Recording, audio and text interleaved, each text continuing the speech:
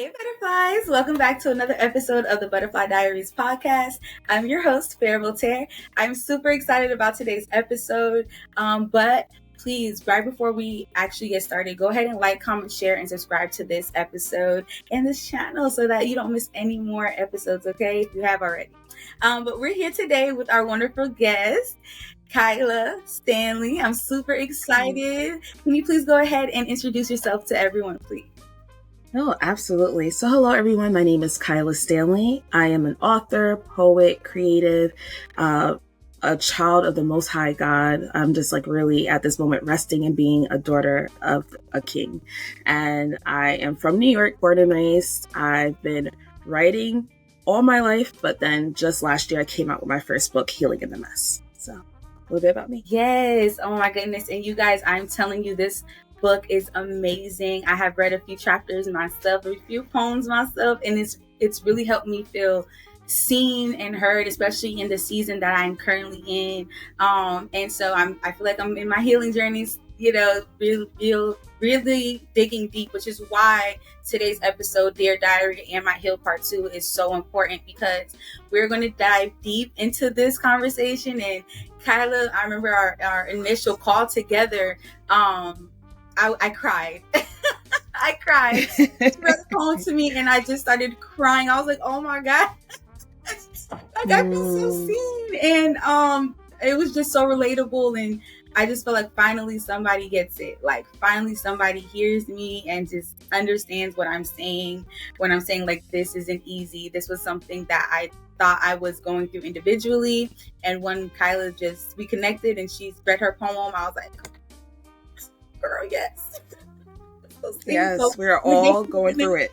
Yes, so it's so relatable. So I can't wait for you guys to hear what we have to say and what she has to say regarding this topic. So my first question is definitely going to be when did you first realize that healing with Christ was necessary?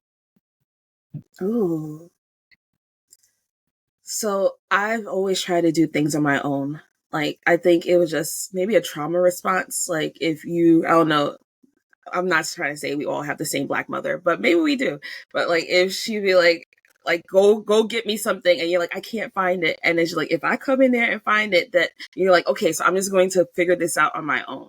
So that's how I approach my relationship with Christ, like a lot. I was like, I need to figure this out on my own. I need to come to you with solutions already. And I had to reintroduce myself to Christ, I guess, and get familiar with him again from the beginning, just so I can come to him undone, come to him broken, come to him not having the answers, and be like, hey, I messed up really badly here. Can you just help me? So it was just many years of me trying to do it on my own and realizing that I don't even have all the information. So I'm going this way, that way. I'm just going in the wrong direction. So it was 2021 where I felt like, I'm probably in my last year of grace. Like, I'm living too much in the gray. God, I hear him calling me, but then I keep turning his voice down so much to the point that like I barely could hear him now. And I'm like, I don't want to be so far away, like so far gone. So I committed myself again, got baptized December 5th, 2021. Like, I always remember that day. And it's been me and him ever since. So yeah, that's when I knew. I was like, I need to come back. Yeah. It's definitely in those moments where you're like, oh wait, I feel a little distant from you, Lord. Like something is off. I need a refresher. I need a new beginning, a fresh start.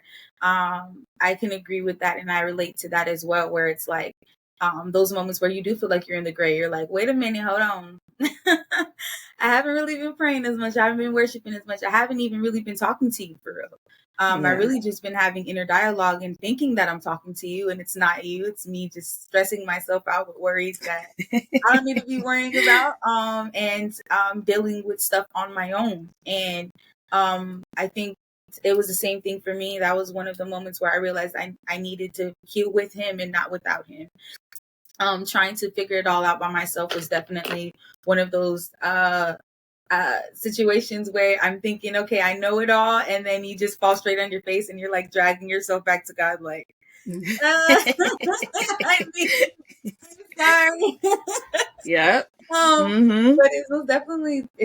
it's most definitely one of those trials I think we do have to go through as believers, because then we learn how to become more dependent on God. The last episode we just did was I Surrender All. We talked a lot about being dependent on Him, and I just feel like that works perfectly with healing, because it's like, I need you to get through this. I really don't have anything or no one else to really lean on, unless I have my therapist or I have my community. I have my fellow, prayer warriors who help me pray through things. But at the same time, I need to be able to have a language with you, Lord, that works, so that I don't feel alone in this, because loneliness is a real thing. Do you feel like you had moments of like extreme loneliness and it was even hard for you to go back to Christ?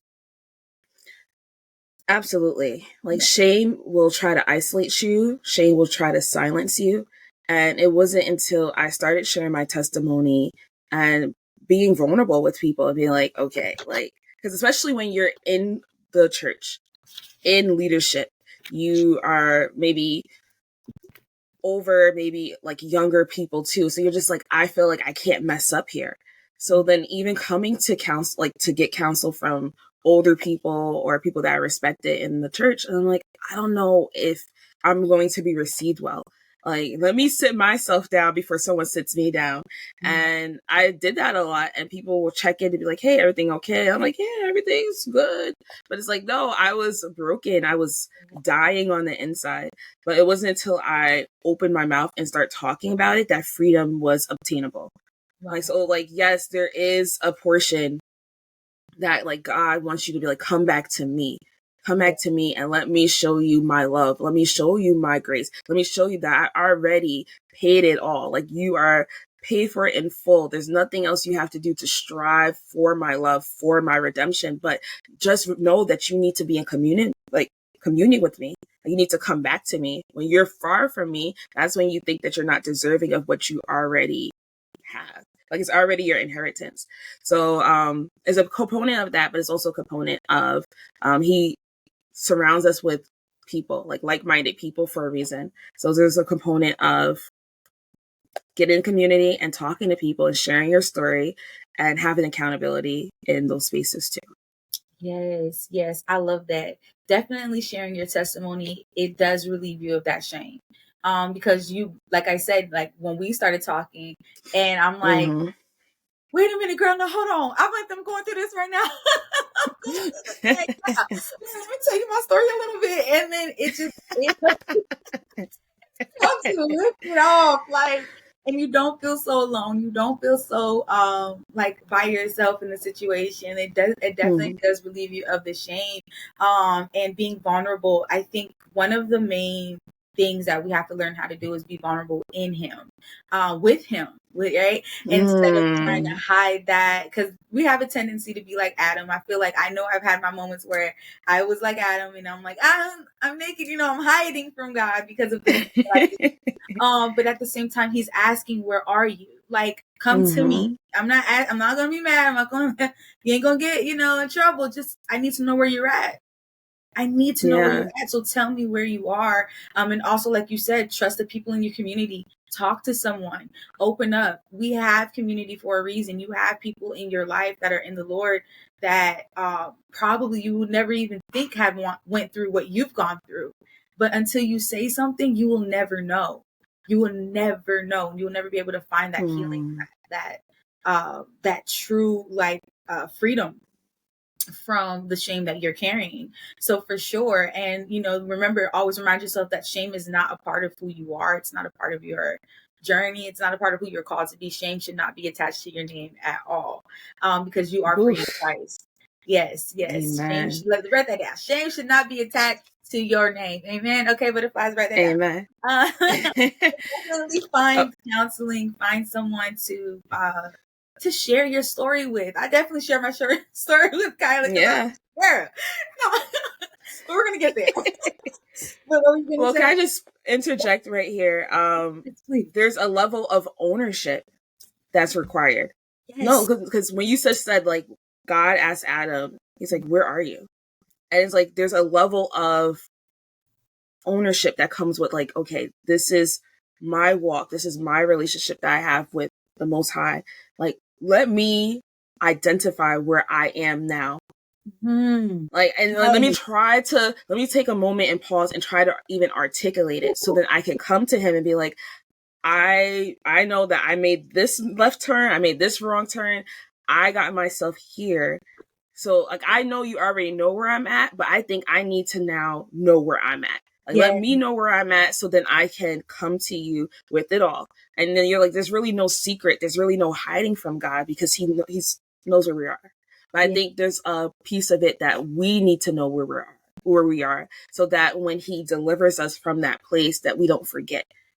Because we have short-term memory loss as Christians. And we'd be like, oh, this is the end of the world. And he's like, like a year ago, I got you through this same situation. Like, why are you forgetting? So it's like taking moments throughout our walk with Christ to be like, hey, I am in this point now, journaling, making it tangible and remembering.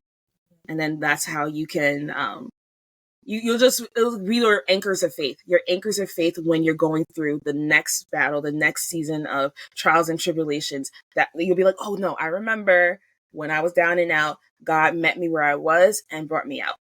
Yes. Always remind yourself of what he's done before. I think one of the best things I've ever done, and I know this is going to sound like, girl, what? But this is what I've done to help me remember. Your Snapchat, right? I don't know if anybody else on Snap. I still use Snap. I don't know. But I use it just to like, what I do is, I go back because they do like this, your year, like 2 years ago, this is where you were. 1 year ago, this is what you're doing, like just based off your stories and stuff like that. I also use my Instagram story calendars too. And so I like to see what I was posting around that time. I like to see what music I was listening to around that time. I even use my Spotify Wrapped to do that. Like, I'll go back to what music I was listening to, YouTube. I'll go on there. What was I watching this time last year? What was I listening to? And I use that as a map to let me know if there were patterns that I have to stop. Was I talking to the same people? What did I do in those situations, and why? If I return back to those situations, why did I return back to those situations? Did I pick up the lesson last time, or did I miss it? So it does help me kind of keep myself in focus, especially when I'm looking at the type of pictures I was taking, selfies. What was I posting at that time? Were they, self-edifying, or were they edifying Christ? Were they sad? Was I happy? What was going on? So that way I can always keep track of who I am and the patterns that are either killing me or helping me. And then whatever it is, if it's killing me, I got to kill it, right? If it's helping me, I'm going to edify it and try to grow with it more. So like you said, journaling was one of the things I realized I was doing that was helping me a lot more. Cutting my time on social media, because I realized there was a moment last year where I cut my time completely. I wasn't posting as much. I wasn't online as much, but I also remember I was very happy at that time when I wasn't on social media as much. And so knowing, like, how were you feeling? What was your, thought process throughout that time? I love that, because a lot of people don't do that. So find out your patterns, because we humans, we don't realize that we're very, very habit based. Like, we have habits, and we do around the seasons, we do the same things. We listen to the same thing. We move the same way. But if you are able to go back and say, hey, listen, this was a pattern that almost killed me last year. I need to stop that pattern. This is the season where it usually shows up, and I need to do something different. So definitely going back and trying to unlearn those patterns, those habits, and those things that have held you back, for sure are going to guarantee you a good transition to healing. One of the other things I wanted to talk about was the trauma that was attached that brought you to healing. So let's break that down, because that's a big part of what got us started with the conversation about healing. But where do you feel the trauma began for you?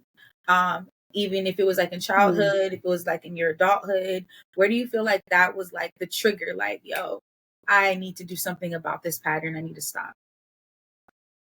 Ooh. So I was almost like unpacking this yesterday with a friend, and some of us are big dreamers. Like, God gives us huge dreams, and he shows us things, especially as a kid. Like, God will show you crazy things, because like he calls us to have faith like a child, like childlike faith, and he will entrust certain things to show to children. But I think that sometimes the trauma that adults go through, they snatch that dream away from children and be like, you're doing too much, or be more realistic, or stop daydreaming so much. So I think that was probably when things started breaking down for me, where I used to have huge dreams and huge goals for my life, like massive things. Like I was like, oh, I'm going to be like a 3-4 time New York Times bestseller. Like I'm going to like travel the world and do all these things. I just remember having journals filled with my big dreams, my big goals, and people coming to me and be like, no, you can't do that. Let's think smaller. Even when like something small, as someone asked me what I wanted to be when I grew up, and I was like, I want to be a mommy. And it was like, you could be more than just a mommy. I'm like, okay, feminist. Like I was like, that's what God showed me. God showed me like how much of a anointing, how much of a calling that is over my life, and whether that's just biological children or like people that I get to mentor, but like that was something he showed me as a child. So I think from that point, it was just a lot of rejection, a lot of like feeling like I was too much, or then when I try to not be so much, then I wasn't enough. So that just kept showing up in relationships. I grew up as a brown skinned girl, and I have a lot of lighter skinned family members, and that was also a breakdown where people were like, you are so pretty, but you will be even prettier if you were just a little lighter. And I'm like, I know like that's not a thing now, like, you know, now I feel like everyone's just like, everyone's beautiful, but that wasn't like growing up in the 90s, like that wasn't a thing for me, you know. And so it was just many seasons of rejection, not feeling enough or feeling too much. And it just like when it came to relationships, especially with men, then I was just trying to shapeshift into who I thought they wanted. And then when I did all I could to fit these molds, or to make myself smaller, to try to make myself bigger, then when I still was rejected after that, I was like, I don't know what else to do. I don't know what else to be. Like, I feel like I'm trying my best and nothing is working. And then I think that made me also be like a little less aware when abuse was in the picture. Mm-hmm. Because like me in this striving to do, then I didn't realize that I was being abused. Like, I didn't realize that there were times where I was like, I do not want to have sex. I do not want to do these things. And things will still happen. I'm like, well, okay, like, I'm just trying to be appeasing. I'm just trying to be a team player. I'm just trying to be a good partner. I'm just trying to show up for you when you're in your season of trauma or heartbreak or, you know, healing, and you might need this. You might try to cope with it in an unhealthy way. And I'm here, right here, ready at your service to be used in whatever way you need to get to what you need to get to. And I am being broken down in the process. So, I remember I was driving one day and the Holy Spirit told me, he's like, there's some women in relationships right now that don't feel safe. And I was like, oh, that's so good. I was like, and not even realizing he was talking to me. Like, it was like, I'm driving. I'm like, that's good. That'll be a good topic to talk about on the podcast. And not even realizing he's talking to me. And I heard that right before I wrote my book. And it was that very relationship that made me realize that I've had not just that relationship, but multiple seasons of like things that I didn't fully flush out, like things I didn't fully bring to God. Mm-hmm. And I was like, wow, I just felt like I was being overwhelmed by healing and like a unction to heal. Like it's like a call, like if you don't heal this right now, then you're gonna go crazy. Like you need to come back. You need to come to me and give it to me. I don't care how ugly, I don't care how rough this is gonna get. You need to trust me with your trauma. Because we keep saying we trust God, but we do not trust him all the time with our trauma. Yeah. And he was like, trust me with your trauma. Because I was there. I was there in the room when it happened. I was there. I never left you. Because so many times we're like, God, where were you at? Yeah. Like, did you forget about me? And he's like, no, I was right there. I was right there. And I wept for you. And I was right there that I took it as you. Because that very thing, some people went through less things than you have. And they didn't make it. And you're like, well, God, like, why is my life so hard? And God, he's like, Jesus steps in as us. I was like, God, where were you in those situations? And he showed me. He was taking it as me. He was going through it as me. Because that's what he paid. He paid that on the cross. And if I believe that he will do that for my sins and for my transgressions, then I have to also believe that he did that for my trauma. He did that for my abuse. So. Yes, no, I love that. Like, especially the part where you said that rejection caused you to become empathetic, right? It can become extremely, extremely empathetic, not because of the trauma you went through, right? It was because of the trauma you went through, but you didn't want no one else to feel what you feel or what you felt. So it made you more empathetic. And what I wrote was that the rejection caused you to be empathetic, but with self-betrayal attached to it.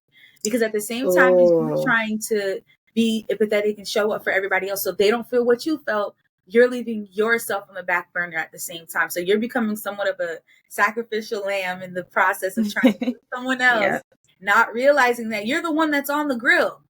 Like, I'm getting cooked. I'm the one that's getting burnt alive here. I need help. I need help, but I'm so busy trying to make sure the cook isn't cutting himself with the knife while he's cooking me on the grill. Ooh. Right? And so, yeah, go ahead. No, that's so good. That's so good. And it's like, then when healthy situations come, then your nervous system doesn't know how to receive it because you're so used to being left behind. You're so used to being an afterthought. Yes. And when someone puts you first, and when someone shows up for you, and like you're like, whoa, what is this? And then you reject it. Yes. You reject it because you're just like, that's not what I'm used to. Like, I like to, even though I'm saying with my mouth and I'm saying even with my heart that I want more, I want better. When better comes along, you be like, I actually don't deserve this. Right. And it's like, because you're so used to tolerating chaos. mess.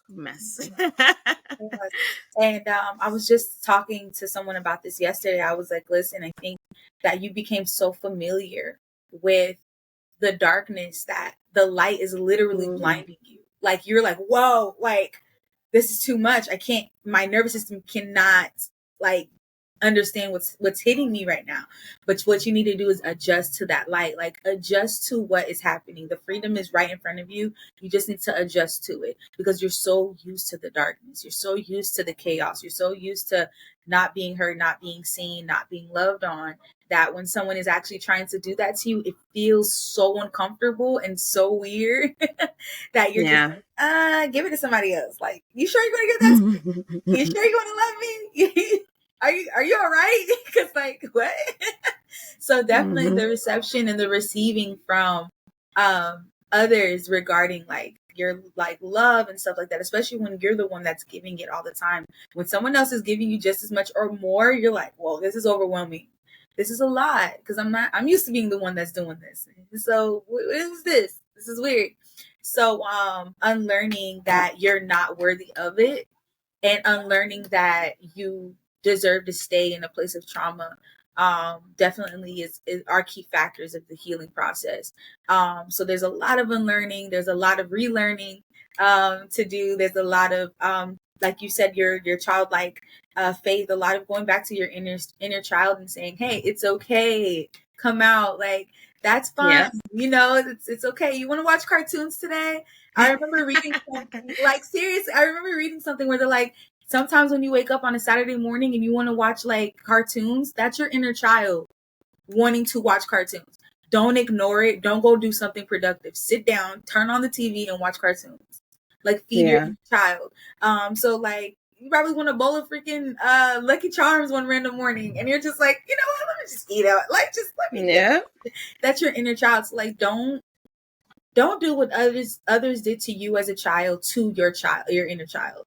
Like, don't neglect if you were ignored when you were younger, if you were told to not speak up, if you were just pushed to the side, don't do that to yourself. Don't push yourself to the side. Don't tell yourself that you're going to do something and you don't follow through with it. Treat your inner child as if they are your actual, because they're you.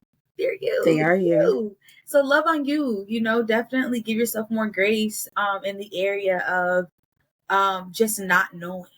Like, we simply just don't know. You know what I mean? That's good. Like, yeah. How do you feel about that? Like, definitely just the unknown of this person. Like, I trusted this person, or I trusted this situation, this job, this relationship, this partnership. I trusted it. I did not know that this would be the outcome. I did not know who I was going to become in the process. How do you feel about forgiving yourself after just basically just not knowing?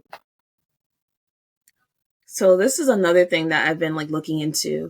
So when the Israelites were asking God for a king, they wanted to be like the other nations. And they're like, please, Father, give us a king. So God anointed and appointed Saul. And Saul, like, we all still have free will, our free will to do what we want to do. And Saul, his term, it played out, and God was like, I regret even anointing Saul or calling Saul for this role. And I think that's where it was like, not that God makes mistakes, but it's just that we all have free will. So sometimes you will be like, God, is this person good for me? And then they could be. It could be a good fit. But then people, like life circumstances or maybe childhood trauma, like they will go off a path. They'll veer off a path and do something different.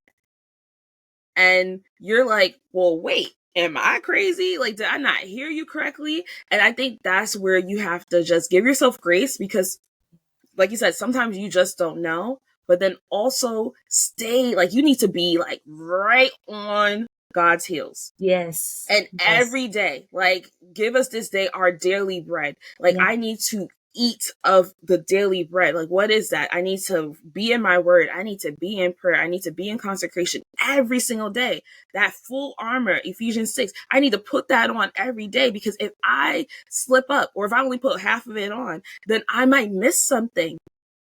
And there's things that we're battling that we cannot see. Like, there's things that people are going through in their everyday walks, and I cannot see it with the naked eye. But if I'm staying close to God, He will show me. He'll give me insight. Like, God does not want us to go down a path and get hurt. So it's like, I think sometimes we have to be open to the plans changing. Because sometimes we grab onto, Say that. We have to be open to the plans changing. Why? Changing. Keep going. I'm gonna cut you off. No, but that's so real, because sometimes God will tell us something, and this was the plan, and then we'd be like, okay, we're gonna work towards this, and it's like, okay, when did you check back in to see, like, what next, Father? Are we still doing this? Is this still your will? Because the plans change. If we go back into the word all the time, the plans change. And it's like, if I stay stuck on the first thing that God said, that a God thing, it will still be a good thing, but it won't be where God is. Like, I will still be working towards something, and God has left. His spirit has left the building, and now I am stuck over here asking God to bless something that He already was like, nah, I'm over. I'm done with that. Yeah. I have left that, and now I'm over here. Wow. So staying close to God. And that's where I had to learn how to do both. Like, give myself grace, because yes, I didn't know what I didn't know. But now that I know better, I need to operate better. Yeah. And it's like every time, like, more situations come up, and I'm like, oh, okay, God. Like, I almost lost my way, but I found it back. And it's like, I'm learning how to hear His voice. I'm learning how to yield to His voice. I'm learning how to be close to Him, so that when He's pivoting, I am right there pivoting with Him. Yes. Oh my goodness. That was so good. So definitely being open to the change, because especially when God is shifting, let me tell y'all something. God will shift in the middle of the storm. He'll be like, all right, we're going this way. No, we're going to make it right now. Like, go. Yeah. Okay. But He wants you to trust Him. He does not want you to, we were just talking about this last episode, have blind faith. Have blind faith, because you do not know where you're going. It's unknown to you right now, but you're following the one that does know. So right now that might feel like a sharp left, but he already knew that left was going to take you to where he needed you to be. So when you're like, follow his direction. Do not run away from where he is trying to take you. It may feel scary. It may feel like, Lord, what? You telling me to cut this person off? You're telling me to not talk to this person anymore? I thought they were going to make it to the end with me. And he's just like, they were just seasonal. They were only there for a moment. You tried to take them with you, and that's probably why you're hurting right now, because they were never meant to go that far. But right now, what we're gonna do, we're gonna just separate y'all, because they got to go their way, you have to go your way, and it has to happen this way. So trust me, have blind faith. Don't ask me 110 questions. Are we there yet? Are we there? But just stay in my presence, stay with me on this journey, and I promise you're not going to regret it. God, he's not going to ever steer you wrong or lead you in the wrong direction at all. So I love that you definitely hit that point, trusting the Lord in every direction that you're going in. And also, you were talking about giving yourself more grace. That was big, because one of the hardest parts, I think, in healing is forgiving yourself for the things that you didn't know. You just didn't know. You just didn't know what you were doing or what you were going through, or who you were dealing with. So have more patience with yourself. Have more patience with yourself through the process. Have more patience with yourself, with the Lord. Don't him, because even though it feels like maybe he's not really there, he's not listening, trust me, he is right there with you. He's not, you're not alone at all. You are heard, you are seen, you are loved. And this is how you should know that you are. He's going to send people to speak to you in your situation, and you're not even going to know. You're like, oh my God, where'd you come from? Like I said, KAILA, like we just met, and she was speaking to my situation, and I'm like, wow, God, this is so, like, serious. I was like, wow, God, this was so needed. I needed that. That was a boost for me. And so, meeting people in community, meeting people, God will send people to you. Not only that, you ever open Instagram and you're like, oh, I needed that. There was a post that popped up in your life. Boom. That's exactly what I need. God is so aware of you. And some people are like, he's not going to talk to you through Instagram. Baby, God can use anything. All right? He can use anything to talk to anyone. So please just keep your mind and your heart opening to receiving from the Lord, so that he may minister to you, so that he may speak to you through the rock, through the donkey. Okay. Let him speak to you. All right. And don't run away from the truth. Don't run away from the truth. That means also, like you said, taking accountability for what your part was in the process. Your part was in the whole action. You can't put all the blame on the one person, right? We had a moment where the Lord, seriously, where the Lord was giving us discernment, and he was speaking to us. But what did we decide to do? We decided to put on our blinders. We had our rose-colored, what they say, the rose-colored glasses on. Glasses, yeah. So, yeah, and we were trying to love out of a space where we felt unloved, and try to just fill that void, but it just was not meant to be that way. So forgive yourself for not knowing.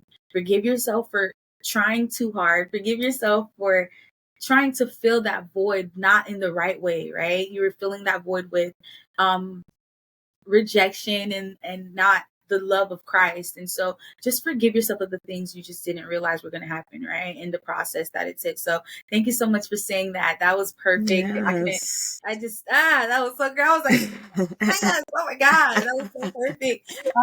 But so KAILA does have a book, and this is why she's so well versed in what she's saying. Yes.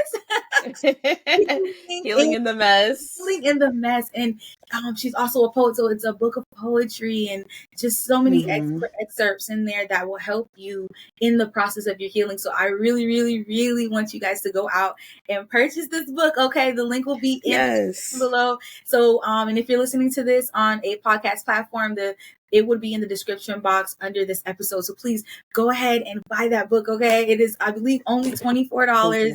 I believe on Amazon. Only $24. $24.99. Yeah. $24.99, y'all. And you can get it from yourself. You can get it in Prime. You can get it right away. They also have it on Kindle. So there's no excuse for you to not get this book. Okay. Get this book. And definitely if you're in the process of healing, if you feel like, man, nobody gets it, nobody understands, especially when it comes down to broken relationships and just unknowing like am I wrong for feeling this way, Lord? No, this book's gonna help you feel like you're seen, okay?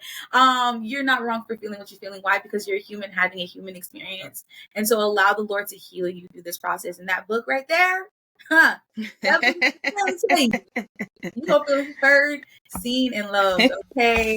So, because you could tell she really took her time with each poem. Do you want to share a poem before Yeah, no, I can share a piece of a poem.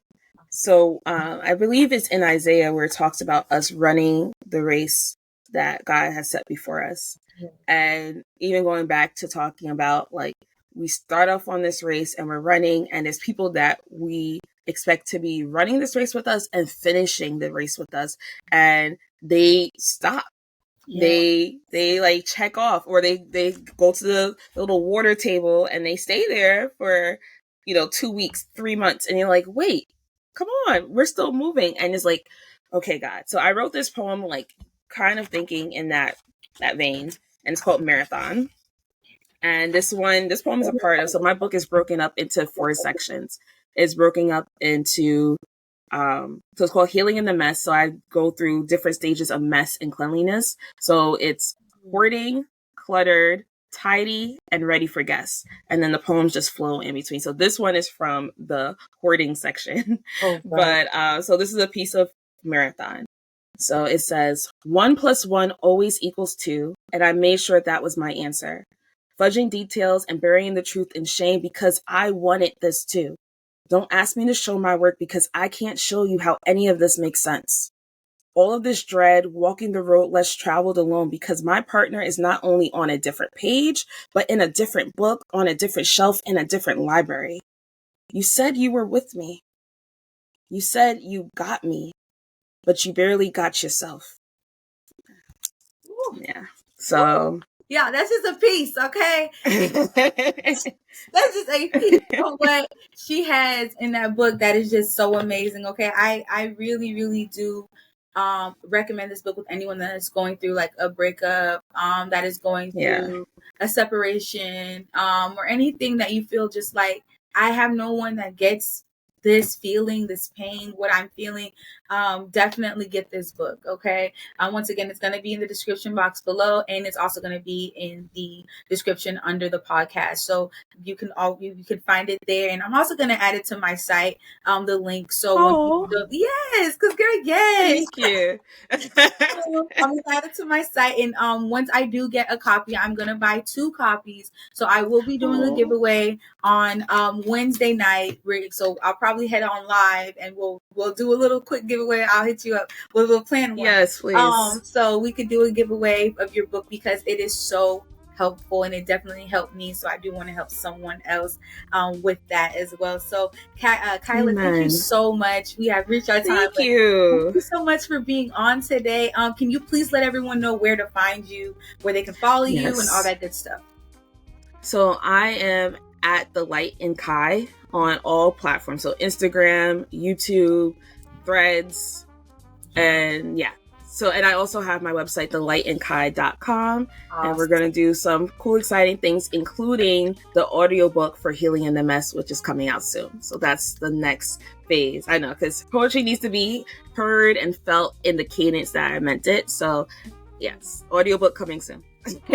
Yeah, we're gonna be looking for that. So I'm super excited. Butterflies, thank you guys so much for tuning in today. Kaila, thank you again for tuning in today. And all her information is also going to be in the description box below, and on the podcast description as well, where you guys can follow her and support her in her book and her vision and what God is doing through her in her life right now. So I just want to say thank you guys so much for tuning in today. Don't forget to like, comment, share, and subscribe to this episode, and really share this episode with someone you know who needs needed it, who just needed an extra boost in their healing journey. And also comment one of your favorite things that happened in this episode, your favorite part, your favorite quote, anything we said, and have a conversation in the comments with us. So that way we can, learn more from you guys. You guys might even have something that popped up in your mind that you wanted to share in the comments with someone else. So go ahead in the comments. Let's build a community. Let's continue to grow this garden and reach the people that need the help that they need. Okay, so we just thank you guys so much for tuning in. So you already know what to do, butterflies. Always fly high. I will see you guys on the next episode. All right, later. Bye. I can understand you're a perfect man. Got the whole